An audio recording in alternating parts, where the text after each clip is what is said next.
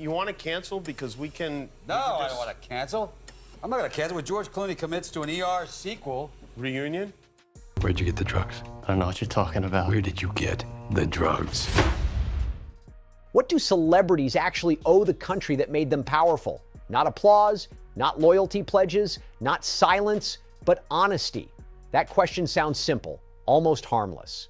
But right now, it sits at the center of one of the most uncomfortable cultural shifts in America. Because celebrities don't just entertain anymore. They shape opinions. They influence narratives. They define what millions believe is true.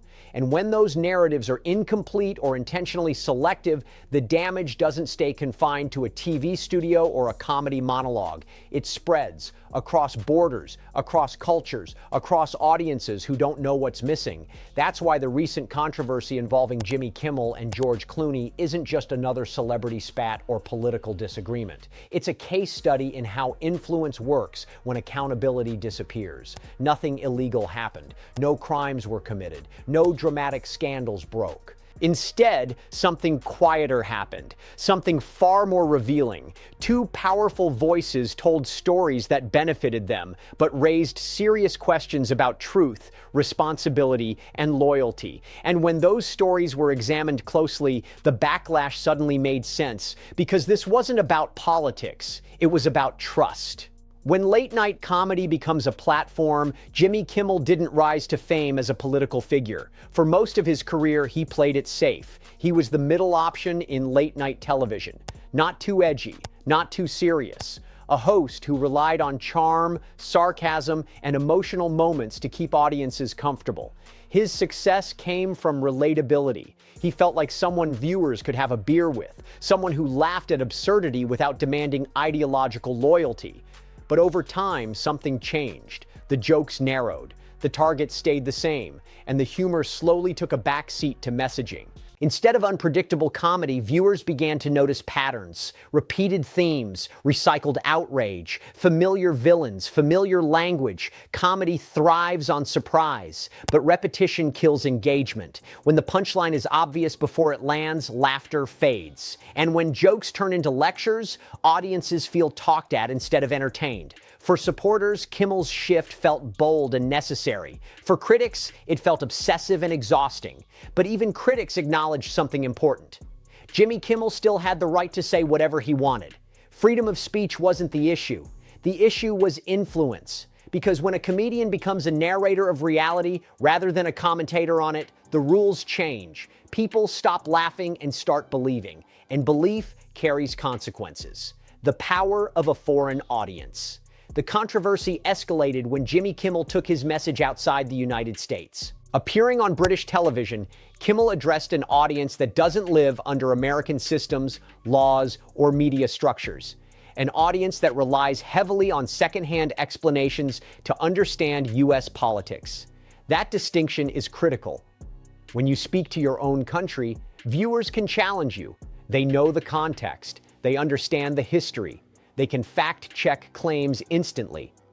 But a foreign audience doesn't have that advantage. They receive a version of events filtered through the speaker's perspective and often assume it's complete.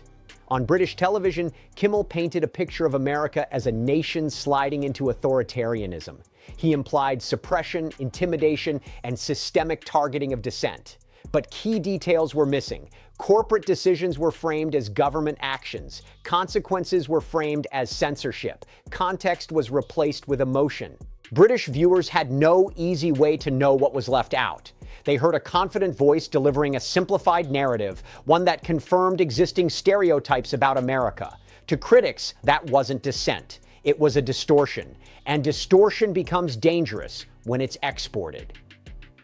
Consequences versus persecution. After the appearance, sponsors reacted. Some pulled back. Some distanced themselves. Some decided the association wasn't worth the risk. Immediately, the narrative shifted. What had been framed as commentary became framed as persecution. Business decisions were labeled silencing. Criticism was recast as oppression. But here's the uncomfortable truth many viewers noticed. Corporations are not governments. Advertisers don't owe loyalty. Networks don't owe protection. And contracts don't override public reaction. What happened to Kimmel wasn't censorship. It was consequence. Companies made decisions based on brand safety, audience response, and financial risk. That's not authoritarianism. That's capitalism. Yet the persecution framing played better emotionally. It turned accountability into victimhood. And that emotional framing resonated with supporters while alienating skeptics, because people could see the difference. And once that credibility gap appeared, trust began to erode. Enter George Clooney, the moral authority. George Clooney occupies a different space in Hollywood. He isn't just an entertainer.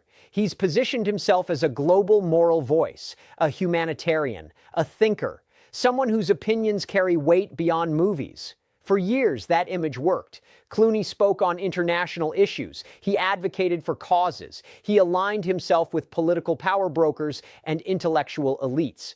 But recently, cracks started to show. When Clooney revealed he had obtained French citizenship and planned to live abroad, reactions were mixed. Some saw it as practical. Others saw it as revealing. The explanation focused on privacy and safety, raising children away from paparazzi, seeking a quieter life, reasonable on the surface. But critics noticed something else. This wasn't an ordinary move. It required massive wealth, exclusive access, a system unavailable to nearly everyone else. Clooney didn't leave America because he had to. He left because he could. The privilege question. Dual citizenship sounds simple until you realize how rare it is. Most people can't buy passports. Most people can't relocate at will. Most people can't criticize a country while retaining all its benefits. Clooney didn't renounce his American citizenship. He kept it, along with his French one. That detail mattered to critics because it suggested distance without sacrifice. Not exile, but insulation. And when combined with political activism, it raised an uncomfortable question.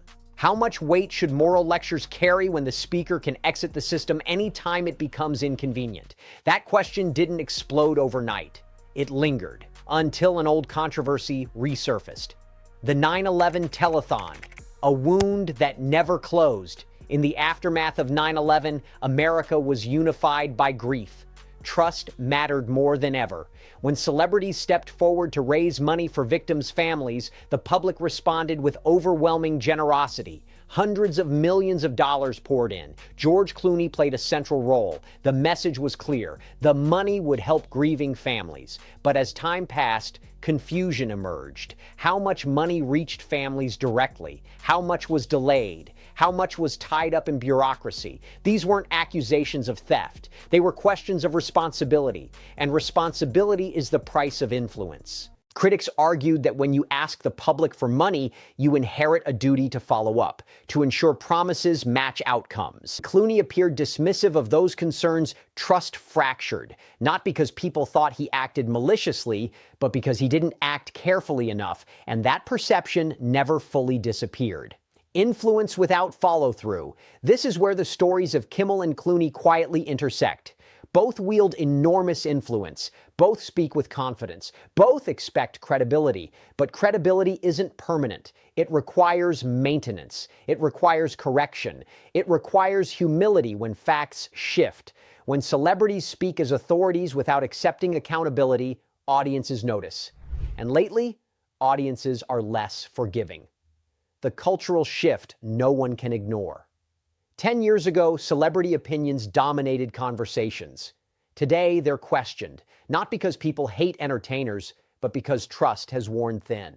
Viewers see private jets, gated estates, global mobility, and then hear lectures about sacrifice and moral urgency. The contrast feels insulting, and when criticism comes from people who can opt out of consequences, resentment grows. That resentment doesn't need scandals. It only needs repetition. Section 9. Why Bill O'Reilly stepped in. Bill O'Reilly didn't insert himself into this debate by accident. For decades, O'Reilly has positioned himself as someone who confronts power directly, especially when that power comes from elites who don't expect to be challenged. Whether people agree with him or not, His role has always been the same: question motives, expose inconsistencies, and force uncomfortable conversations into the open. When O'Reilly looked at Jimmy Kimmel and George Clooney, he didn't see entertainers. He saw influence without restraint. And that distinction matters, because entertainers are allowed to exaggerate. Influencers are expected to clarify. Authorities are obligated to be accurate. O'Reilly's criticism wasn't rooted in personal dislike. It was rooted in a belief that celebrities were crossing from commentary into manipulation, especially when speaking to audiences that lacked full context. To O'Reilly, the issue wasn't political ideology. It was civic responsibility. What disloyalty really means? The word disloyalty makes people uncomfortable. It sounds extreme. It sounds old-fashioned. It sounds accusatory. But O'Reilly didn't use it casually. In his framing, loyalty doesn't mean blind obedience or silence. It means honesty when representing your country, especially abroad. Criticism is healthy. Debate is necessary. Dissent is protected. But distortion is something else entirely. When a public figure exaggerates or selectively frames events for a foreign audience, they aren't engaging in debate. They're shaping perception. And perception becomes reality when it goes unchallenged. O'Reilly argued that this was the line Jimmy Kimmel crossed. Not by criticizing America, but by presenting a version of America that wasn't fully truthful. To him, that wasn't bravery. It was betrayal of trust. The media ecosystem that rewards extremes. One reason this behavior keeps happening is simple: outrage pays. Modern media doesn't reward nuance. It rewards clarity, especially emotional clarity. Strong villains, clear heroes, simplified narratives. Jimmy Kimmel didn't invent this system. He adapted to it. Late-night television has changed. Ratings depend on virality. Clips matter more than full episodes. Social media rewards anger more than laughter. In that environment, exaggeration becomes currency. And once exaggeration works, restraint disappears. That's when entertainers stop reacting to reality and start shaping it. And that's when trust erodes. George Clooney and the elite protection bubble. George Clooney exists inside a bubble few people ever enter. He has access to power most citizens never touch. Politicians take his calls. Media protects his image. Institutions assume good intent. That insulation changes behavior, even unconsciously. When Clooney speaks, he rarely faces pushback. His statements are framed as thoughtful, humanitarian, and enlightened. But insulation breeds blind spots. Critics argue that Clooney doesn't experience the consequences of the policies and narratives he supports. He can move, he can leave, he can insulate his family. That doesn't make him evil, but it does make him disconnected. And when disconnected voices speak with moral authority, resentment grows. The moral lecture: fatigue. Audiences today are tired. Not tired of opinions, but tired of hypocrisy. They don't mind disagreement. They don't mind criticism. They mind double standards. When celebrities lecture about struggle while living insulated lives, it feels hollow. When they criticize systems they can escape instantly, it feels dishonest. And when they frame consequences as persecution, it feels manipulative. That fatigue is cultural, not partisan. It's why backlash now comes from unexpected places. People aren't rejecting messages, they're rejecting messengers. Why this backlash feels different. Celebrity backlash isn't new, but this moment feels different. In the past, scandals drove outrage. Personal behavior, private mistakes, shocking revelations. This time, it's about credibility. People are questioning whether celebrities should still be treated as moral authorities at all. That shift is dangerous for Hollywood, not politically, but structurally. Because influence depends on trust, and trust is eroding. The double standard problem. O'Reilly highlighted something most commentators avoid. Ordinary people don't get second passports. Ordinary people don't get media protection. Ordinary people don't get to redefine consequences as oppression. Yet celebrities expect those privileges without scrutiny. That double standard fuels resentment, not envy, resentment. Because envy fades, resentment hardens. And once resentment sets in, reputations collapse quietly. When intent no longer matters, both Jimmy Kimmel and George Clooney likely believe they're doing the right thing. That's not the point. Intent doesn't outweigh impact. You can mean well and still mislead. You can care deeply and still distort. You can believe yourself righteous and still be wrong. Audiences are starting to judge outcomes, not intentions. And that's a dangerous shift for celebrities used to being trusted automatically. The silent audience shift. The loudest voices online don't represent the majority. The real shift is quieter. People aren't arguing, they're disengaging, they're tuning out. That's the real warning sign, because outrage still means attention. Silence means indifference, and indifference kills influence faster than scandal ever could. Why O'Reilly's criticism resonates. O'Reilly's message resonates not because people agree with everything he says, but because he voices frustrations many feel but struggle to articulate. He challenges power directly. He names double standards. He questions motives others excuse. That doesn't make him universally right, but it makes him relevant. And relevance is earned by confronting uncomfortable truths. The bigger picture. This isn't about Jimmy Kimmel losing sponsors. It's not about George Clooney moving abroad. It's not about Bill O'Reilly settling old scores. It's about a cultural recalibration, a moment where audiences are reassessing who they trust and why. Fame alone is no longer enough. The moment Hollywood didn't expect. For years, celebrities believed criticism came from the edges, from extremists, from trolls, from people who were angry anyway. But this moment feels different, because the criticism aimed at Jimmy Kimmel and George Clooney isn't coming only from political opponents. It's coming from former fans, from casual viewers, from people who once trusted their voices without question. That's the shift Hollywood didn't anticipate. When trust erodes from the center, influence collapses quietly. No protests, no boycotts, just disengagement. And disengagement is fatal in the attention economy. Why this isn't a political story. Many people try to frame this controversy as left versus right. That's convenient, but wrong, because the frustration being expressed isn't ideological, it's psychological. People don't feel attacked politically. They feel talked down to morally. They feel like they're being instructed by people who don't live under the same rules. And when morality becomes performative, audiences withdraw. This is why even viewers who agree with Jimmy Kimmel's politics still express discomfort with how the message was delivered abroad. It's not what was said, it's how and where it was said. The foreign stage problem. There's an unspoken rule in global influence. When you speak for your country overseas, intentionally or not, you become a representative. That doesn't require a title. It requires visibility. Jimmy Kimmel didn't appear as a private citizen on British television. He appeared as an American celebrity, someone foreign audiences assume reflects broader truths. That's where responsibility increases. Critics argue that when he simplified America into a cautionary tale, he wasn't just criticizing leadership, he was exporting a distorted identity, and once exported, that identity sticks. Foreign audiences don't see corrections. They don't see debates. They remember impressions. That's the danger of speaking loosely on a global stage. George Clooney and the safe distance lifestyle. George Clooney's case feels quieter, but deeper. His decision to relocate doesn't anger people.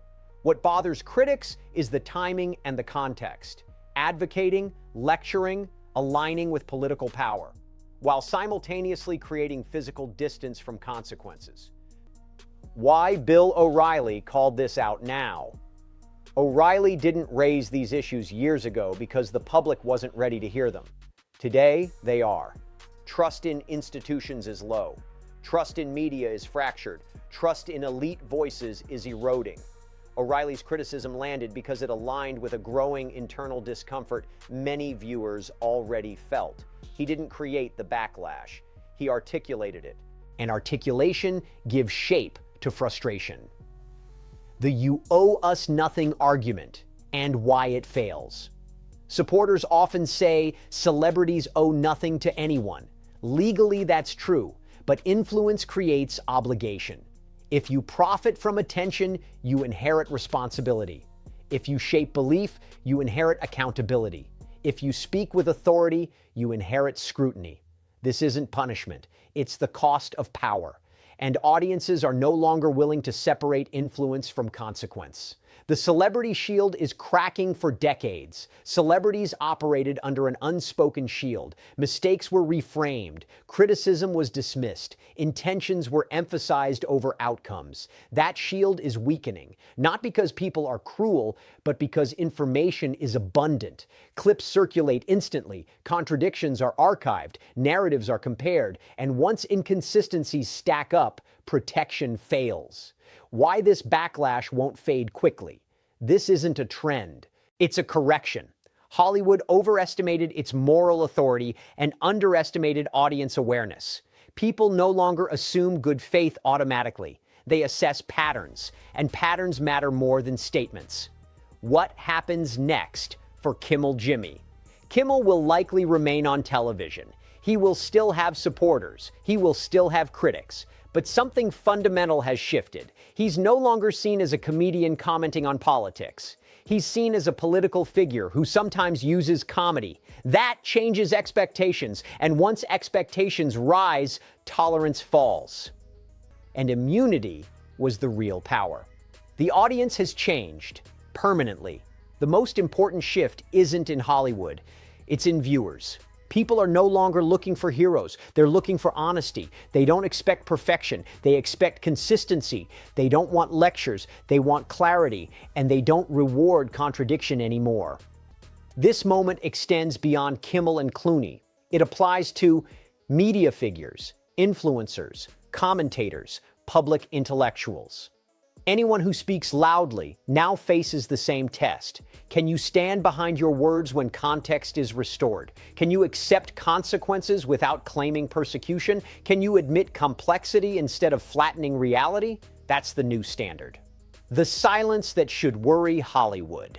The loudest backlash fades. The quiet one doesn't. Viewers aren't protesting. They're disengaging. And disengagement doesn't trend. It just empties rooms. This story isn't about whether Jimmy Kimmel was wrong. It's not about whether George Clooney should move. It's not about Bill O'Reilly winning an argument. It's about something deeper. A moment when fame stopped protecting narratives. A moment when audiences decided influence must earn trust, not assume it. So the real question isn't what celebrities owe America. It's this. What happens when the audience stops believing the story? Because once that happens, no platform is big enough to rebuild it.